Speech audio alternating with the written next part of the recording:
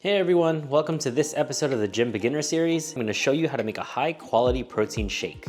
First, we want to add 1 cup of a liquid base. This can be water or a type of milk like almond milk. Milk will make the texture creamier and add a little bit of flavor if you prefer that.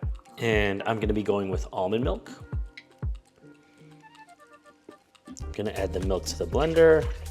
Next, you're gonna add 1 to 2 scoops of protein powder to pack some protein in. The most common protein is whey protein, but if you're a vegan or lactose intolerant, there are also plant-based options available.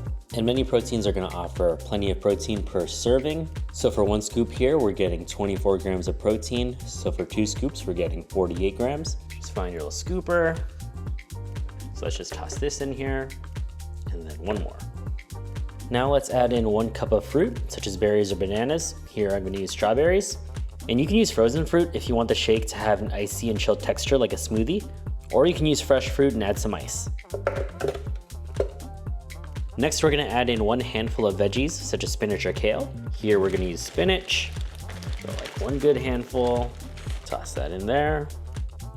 Then we're gonna add 1 cup of non-fat Greek yogurt to pack even more protein in.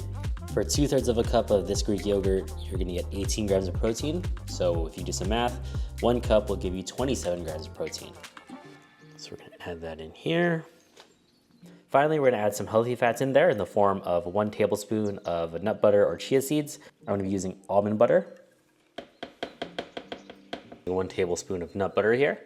Now, once all these ingredients are added to the blender, we can blend it all together and enjoy.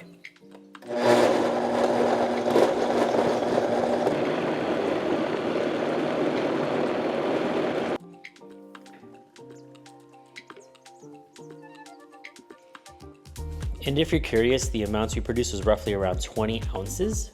So in total, you get roughly around 72 grams of protein, 39.5 grams of carbs, 11.5 grams of fat, totaling 545 calories, with the majority coming from protein.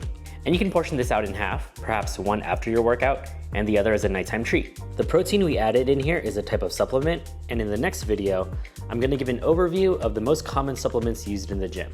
Check that out in the video on the top right. Thanks for watching.